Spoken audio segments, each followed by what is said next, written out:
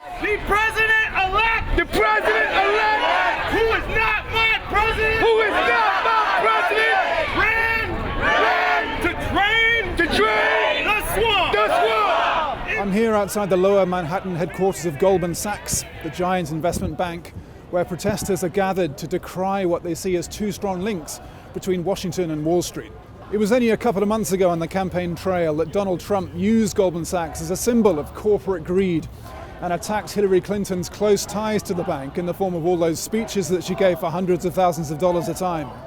But since the election, Mr. Trump has moved to appoint a series of Goldman Sachs insiders to senior positions within his administration. So these people are looking at what Donald Trump said on the campaign trail and what he's since done with his appointments.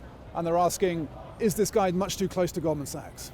We're trying to send a message, get media attention, I assume. I'm not one of the organizers of this. I'm not a leader at all. I just showed up because I saw something on Facebook. Him putting in all these Goldman Sachs people, complete betrayal to the American people, to the people that voted for him. He's betraying the very people that voted for him. I didn't vote for him, but if I did, I'd be pissed. He's completely disloyal to these Americans that did vote for him, and disloyal to me as just a fellow American.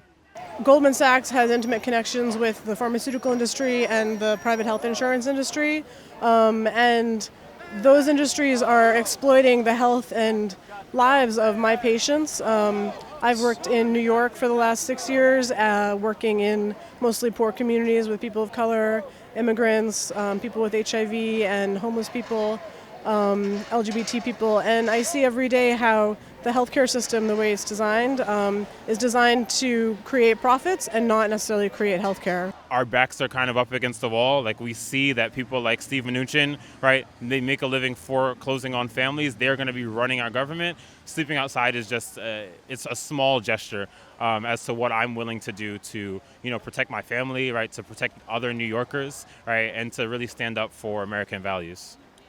It's not a huge demonstration behind me, but it is a colourful one. There's people dressed in swamp monster costumes, and the protest has shut down at least 2 of the 3 entrances into Goldman Sachs headquarters. And these guys are going to be here for at least another night. They're camping out in these very cold and wet conditions. What they want is for Goldman Sachs to be less of an influence for Donald Trump. Ben McLannahan, Financial Times, New York.